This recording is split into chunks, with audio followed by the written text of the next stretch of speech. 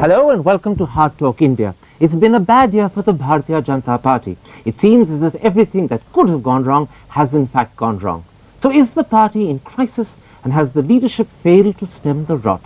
Those are two of the critical questions that I shall put today to the General Secretary of the party, a man that many predict could be the party's president one day, Arun Jaitley. Arun Jaitley, is the BJP in crisis? I think we've just won an election and formed a government in Jharkhand. Quite unexpectedly, along with our ally, the JDU, the NDA has become the principal force in Bihar, unseating the RJD, a UPA ally. And after these two major victories, after the loss in the Lok Sabha election, I think when you say it's crisis time, it's a little bit of an exaggeration. You have dissent in Gujarat, you have dissent in Madhya Pradesh. The Saksang Chalak, the head of the Sangh Parivar, has severely criticized the party. You failed to win in Maharashtra where you should have. Well, I think in a party which is originally a cadre-based party, which has now evolved into a cadre-based mass party, you'll always have situations where people have different reactions to situations or to even individuals. But to call it a dissent, there could be a divergence of opinion. I don't think it's a dissent, it's grievances which people raised in a given situation, and the party has an internal mechanism, we try and sort it out. So you're saying there's no crisis? I don't think there's a crisis, there are issues which come up from time to time. Pramod Mahajan, your fellow General Secretary, says there is a crisis. On the 14th of April, he said, and I quote, "The BJP is passing through a crisis for the last 1 year after we lost the Lok Sabha elections." Well, the choice of phrase can be of the individual. I have not come across this statement. But I think we are passing through a situation where you get into the opposition. And when you are recouping yourself, and the first year is always a bad time after elections for the opposition, because the government normally keeps losing. But in this case, we've grouped up quite well. We've kept the NDA intact. We've kept our state governments broadly intact. We had a loss in Maharashtra, but let me tell you, it was a marginal loss only. It was not a major loss. It was devastating because you were hoping to start your comeback from there. Well, we didn't succeed there, but we succeeded elsewhere. Politics has no last day in its calendar. All right, then let's take up the case for saying there's a crisis, and let's start with the comments made by the RSS Sangsang Chalak. K.S. Sudarshan says that Atal Bihari Vajpayee wasn't an outstanding Prime Minister. Now that hits at the very core of your claim that the BJP gave India good governance. Sonia Gandhi used to disagree. Now your closest ally disagrees. Well, Mani Sudarshan ji has made a statement subsequently also which clarifies the context in which the earlier statement is made. But he didn't deny the earlier statement. Let us not go by individuals or adjectives which individuals may use. The proof of the pudding is in the eating. Does the world and does this country regard Mr. Vajpayee as a good Prime Minister? How did he tackle national security? How did he tackle economy? How did he run a coalition government successfully for 6 years? I'm not talking of an ordinary individual. I am talking about the RSS. Well, I think the performance, the head of the ideological family of which you are proud to be a member. The performance of a government or a Prime Minister has to be judged on basis of facts, not on basis of one isolated statement which is subsequently clarified in the context. No, forgive me. When it was clarified, it wasn't corrected. It certainly wasn't retracted. All he said was that he believes he is quoted out of context, but he doesn't deny saying it. Well, I don't want to get into statements which others, however prominent they are, have made. I am joining issue with you when you say whether Mr. Vajpayee was a good Prime Minister. Please judge him by his performance. I don't say it. The RSS Sangsang Chalak Well, let me say so. The man who heads the family you are a part of. Mr. Vajpayee would be dealt with the manner in which he ran the coalition government, the manner in which he ran the country, the manner in which he administered the economy, the manner in which he dealt with national security, and we are proud of his performance. We think he did exceedingly well. Except that this RSS Sangsang Chalak isn't proud of that performance. Are you saying that Mr. Sudarshan's views are irrelevant? Well, I am not saying anything to that effect. I don't consider myself to be in any position to comment on his views. Are they important to you? They are of importance to us. They are of guidance to us. So then isn't it embarrassing that he doesn't think Mr. Vajpayee was a good Prime Minister? The BJP has put on record a statement when this whole issue arose, and the statement precisely is what I am saying. Facts speak for themselves, and therefore we are proud. But they don't speak for themselves to the RSS. According to me, anyone of any prominence, when he gives a view, we listen to it with rapt attention. But this is not anyone. This is the head of your Well, family, of the great importance to us. ideological Yes, head of the absolutely family. of great importance You to can't us. dismiss him as anyone. Well, I am not going to dismiss He's a very it. special person. He's an extremely special He's person. probably the most important We person hold in the him- Sangh Parivar. We hold him in the highest esteem, but all that I am saying is... In which case, all that I how am can you not saying be is... embarrassed by his views? Well, according to me, we are not certainly embarrassed by Mr. Vajpayee's performance. We are certainly proud of his performance. All right, it's not just Mr. Vajpayee's performance as Prime Minister that Mr. Sudarshan spoke about. Mr. Sudarshan has also said that when he drew Mr. Vajpayee's attention to allegations about his son-in-law Ranjan Bhattacharya interfering in government affairs, Mr. Vajpayee heard the point and then said it was difficult to do anything about it. That's tantamount to the RSS Sansad Chalak claiming that Mr. Vajpayee was condoning corruption. Well, I am not aware of the conversation which went on between two very eminent people. Can I But quote to you what no, he no, said? I have certainly heard his statement, and therefore let me just answer. As I said, I am not privy to that conversation. But is there a specific illustration that you or anyone else for that matter can make where there was a case of corruption as far as Mr. Vajpayee's relatives are concerned?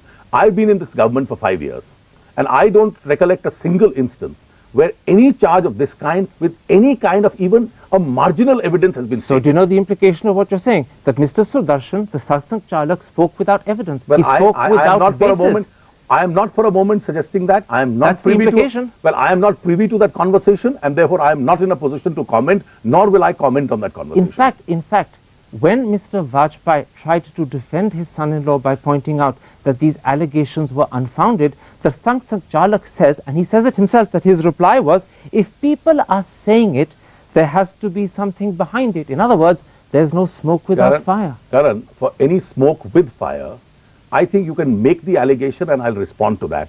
I won't respond to a conversation in private between two individuals to which I am not a privy. Except for the fact that the Satsang Chalak made the conversation public himself. Well, he certainly made it public and he knows the facts. And he cast the best. aspersions on Mr. Vajpayee in the process. Therefore, if there is a statement which is made against Mr. Vajpayee, please substantiate the specific And he's allegation. the head of your family. And I He would be thinks in a that the- position to defend the allegation.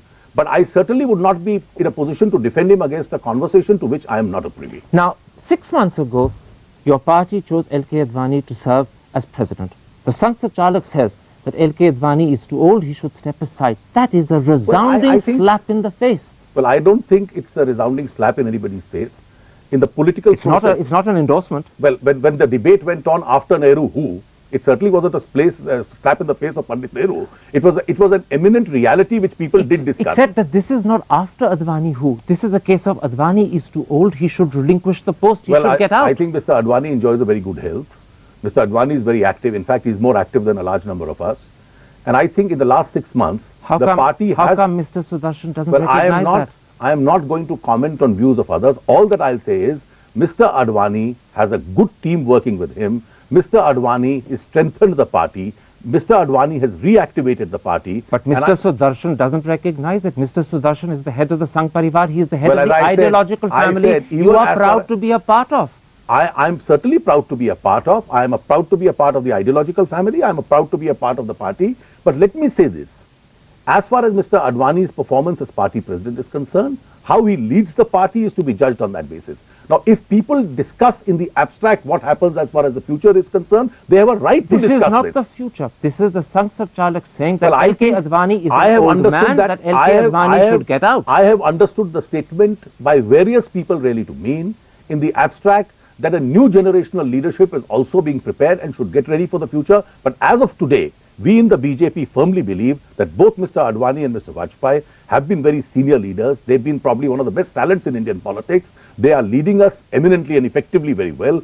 And therefore, for any one of us to comment on a situation when they are not around, what happens, I think it's too early for us to even think. Except that it's not your comment I'm talking about, it's the Sansad Chalak, but let's leave it there. This is probably an embarrassing matter because clearly this is a I man don't whose think it's an wishes are embarrassing matter. orders, and Karan, today you're in a position of having to I don't think it's an defy them. embarrassing matter for a structured political party. You have parties in India, both at the center and the states, which are run around one individual or one family. There the leadership question is Let's irrelevant. not deflect. In structured Let's not parties, deflect. Let's stick to the No, man I'm at coming the to this. apex of the Sangh in a Parivar. structured party, there is a process by which a leadership comes up And BJP being a structured political party, that process is on. All right, you're talking about the BJP as a structured and disciplined political party. Let me tell you, it's not just the RSS that's disillusioned with you. Uma Bharti, your former General Secretary, doesn't miss an opportunity to snub Mr. Advani, her president, in public. It's rank indiscipline, yet you can't do anything about it. Well, when it was a case of indiscipline, Mr. Advani did act. And subsequently... And look how quickly he changed his mind. You're referring to November, when she stormed out of a meeting, the press were there, television were there. No doubt you stripped her of the General Secretaryship and you suspended her membership. Days later, she was dining with Advani and Vajpayee. 6 weeks later, her membership was restored. Probably rightly so. Rightly so. Political so then party, what message was yes, there? Yes, I'll tell you the message. A political party is not on an employee-employer relationship. A political party is more like a family, and we run it on that basis. There are times when you have to hold people responsible for the action they do. There are times when you have to cajole. There are times when you have to show affection. There are times when you have to pardon them. Except for the fact that within almost 3 days of her walking out and embarrassing you in public, she was back dining with Advani and Vajpayee. Within 3 days from pushing her out, you were cajoling her. She certainly did make amends. She never apologized in public. But she did make amends. She wrote letters Silently, to him. Perhaps, but not in public. I'm afraid she embarrassed him in public. She expressed regret. She expressed regret through the letters. She made it public. She's given interviews. And therefore, if they took her back, I think they were entitled to do so. Well, you say they were entitled to do so. 2 weeks ago, she said to the press in Amar Kantak that she had ideological differences with Mr. Advani. She said there were hidden hands in the BJP that were thwarting her. It made headline news. It embarrassed your party. But nothing was done about it. Well, she's written a letter to Mr. Advani. Yet again. She's written a letter to Mr. Advani. So she embarrasses in public and writes letters in private. She's written a letter to Mr. Advani which says quite to the contrary. I won't disclose the contents of the letter to you, but then people have to be more careful about But you need to, because I'm accusing you of being humiliated and taking the humiliation. Certainly now, if not. she's making reparations, you need to tell me. I reject that accusation. All that I can say is that responsible and important members of any party, including ours, have to be more careful when they speak to the media, so that they don't have to then make clarifications every now and then. But she makes the clarifications in private. She makes the accusations in public. You are embarrassed, but when your face is saved, no one knows about it. I think that's a question, rather than accuse me, you should address to her. All that I am saying is that important members within the party should be a little more careful about what they say in public. The reason I'm bringing it up is this is part of the situation that I believe has become a crisis for you. KS Sudarshan, the Sangsang Chalak, has virtually buried you as a party in public, but you don't want to talk about that. Uma Bharti, who you say remains a loyal worker, is spitting at you in public. You don't want to talk about that. Well, let me just give you an advice. I'm not in a position to, but I certainly would be. Don't write political obituaries. Don't bury political parties. I mean, you believe there's life after death? Well, because you're pretty close to the grave as a party at the moment. I think if you see the popular opinion in this country, we still continue to be amongst the 2 largest political parties in this country. We are having governments in half a dozen states. We've just scored victories in 2 elections. Was still. Still, we've just few weeks ago scored major victories in 2 state elections. We are probably going to repeat that performance. Politics is like rotating, revolving doors. Therefore, don't be under an impression that one statement is a crisis situation in politics. Not one statement. Here, Uma Bharti, a former General Secretary, a former cabinet member, a former Chief Minister, has reduced L.K. Advani to a helpless old man. Well, I don't think Mr. Advani is a helpless old man. Mr. Advani is a senior statesman. When he has to discipline a member of the party, he knows how to do it. When he has to cajole them, he knows how to do it. That's what I'm questioning. Because Uma Bharti continues to claim in Madhya Pradesh that the party wins because of her. She's even saying that she may have given up the post of Chief Minister, but the responsibilities remain hers. She's embarrassing you every way. But how does that embarrass her? If she wants to have a role in... Because Babu Lal Gaur, her successor, is being questioned by her. No, according to me, that's not correct. Babu Lal Gaur is the Chief Minister. Uma Bharti feels, and she's entitled to feel, that she has a role in Madhya Pradesh. That role may be as Chief Minister, that role may be as a party leader, that role may be as a party worker. And therefore, if she says, I have a role, please don't tear her statements out of context. She may have made a mistake. I'm not tearing them out of context. I am simply interpreting them the way the world does. I'm sorry, Uma Bharti has said, I still have a responsibility to the people of Madhya Pradesh. That's not a statement that embarrasses the BJP. No, but what embarrasses the BJP is the way she has recast the image of a man you brought in as the Iron Man of the BJP. The Iron Man today is the toothless tiger. No, the Iron Man is the Iron Man. Don't exaggerate it. Don't let's bring it down. As so full of iron that he can't discipline Uma Bharti? Well, I think as far as individuals are concerned, who are grown-up individuals, have to learn up themselves.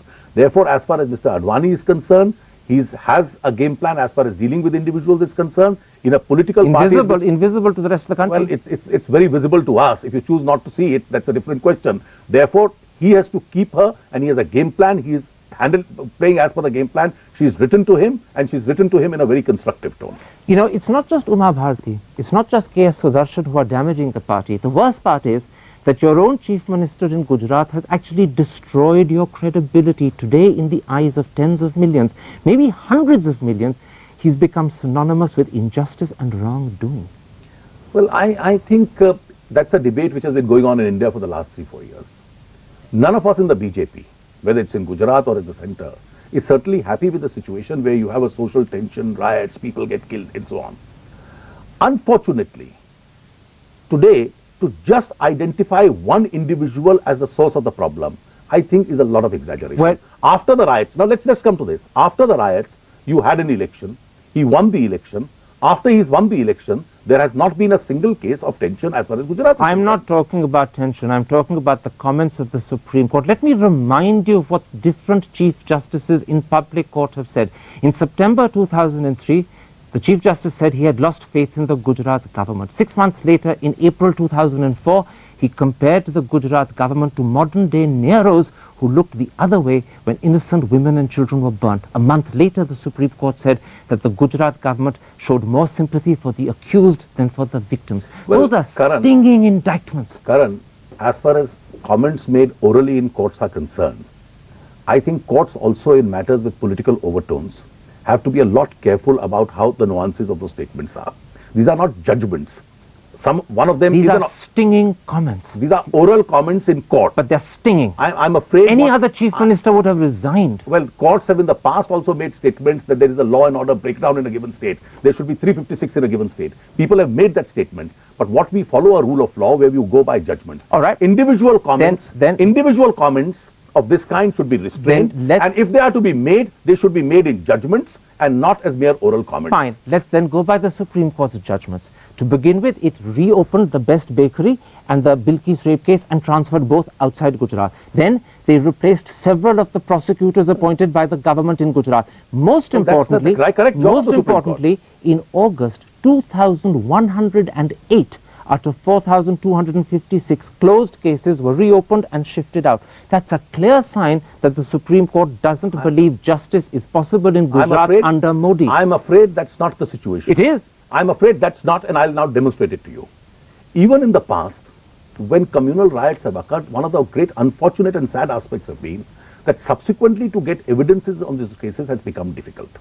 If the Supreme Court feels that in a given case requires to be reinvestigated, in the interest of justice to be tried outside the state because of an environment or because of any other reason, I think that's the correct job of the Supreme Court. And the Supreme Court, even in the past... Except that the implication for the state government is that the state government cannot give justice. Well, I'm afraid, no. When you have cases in Bihar being investigated by the local police and they are given to the CBI, when you have a case So your defense of Modi is to compare him with the government Lalu Yadav gave Bihar? That's not a defense of Modi. Modi is not an accused in any one of those cases. When the Tamil Nadu Chief Minister's case is transferred to Karnataka, that's the right job of the Supreme Court to do it, and neither I nor Modi nor anybody else should look at it as adversarial. Our job is to assist the judicial process in finding out who's guilty, who's innocent. Mr. Jaitley, R.B. Srikumar, the former head of intelligence in Gujarat, in affidavits sworn and filed to the Nanavati Commission, a commission your government set up, has said that senior BJP leaders had told him not to file prosecution cases. So let me finish. Had told him not to file prosecution cases against VHP and Bajrang Dal people. Worse, they had told him to manipulate FIRs filed by Muslims to minimize the offences they were complaining about. Well, Karan, we have a judicial process in India where neither you nor I have been given the adjudicatory authority. But this is tampering with justice. I am sorry, this officer's charge has to be investigated either by the court or by the Judicial Commission, and you'll reserve your comment till it is adjudicated. Several such allegations which have been made in the past have been torn apart when they've been argued in court. All right. They're found to be false. You don't want to go by this gentleman? Go by your own MLAs. Go by your own MLAs and your own ministers in Gujarat. Keshubai Patel says, and I'm quoting, Gujarat is directionless. The party leadership should remove Modi. Purushottam Solanki says that Modi is like Hitler. And in March, the paper said that up to 60 MLAs had wanted Modi replaced. Are they all wrong? Well, first of all, let me just tell you, I have something to do with Gujarat also. I am an MP from there. Your figure of 60 which you quote the newspapers is factually incorrect. Even if it's 40, it's Gujarat damaging. today, How does the in figure terms, matter? the figure is relevant. If 60 was 16, then of course it makes a material change in the situation. Secondly, in terms of developmental activity, Gujarat today is one of the best administered state. Post the last assembly elections, Quite right. The law and order in Gujarat has been good.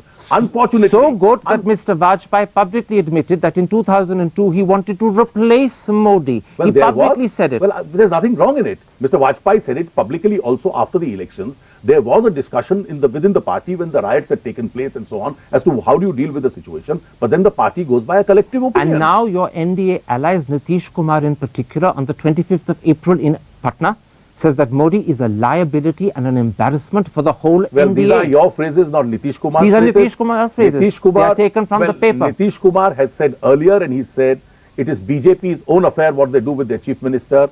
I would have, from our point of view, BJP would have been better off if they have replaced it. Embarrassment and so on are not phrases that Nitish Kumar. They were in the newspaper. He's never denied them. Well, according to me, you put out a news and then say because it's not denied, That's it seems very to be true. convenient. I began by saying that the BJP was in crisis. Let me end by saying this. It seems that L.K. Advani, your great hope, has failed as a leader.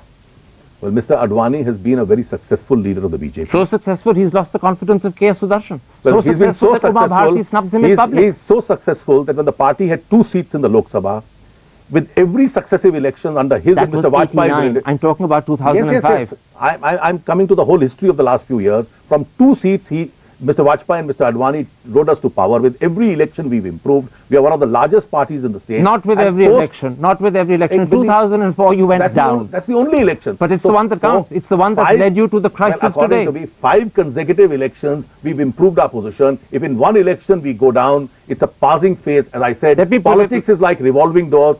Don't identify and exaggerate to the extent that one stray statement is a crisis. This is like an ostrich burying its head in the sand and hoping the storm will blow away, but in fact the storm is getting worse. Well, this is like a prophet of doom who's bound to be disappointed. No, I'm not the prophet of doom. I'm simply asking you whether you recognize the disaster that faces you. Well, we are neither in a disaster nor in a crisis. We are just in the opposition and we'll fight back. And all the question marks about L.K. Advani which grow from day to day, an 80-year-old who's out of step with the country, you think that's just so much hot air?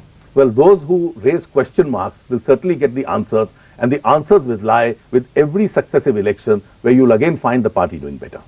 Arun Jaitley, a pleasure having you on Hard Talk. Thank you, Arun.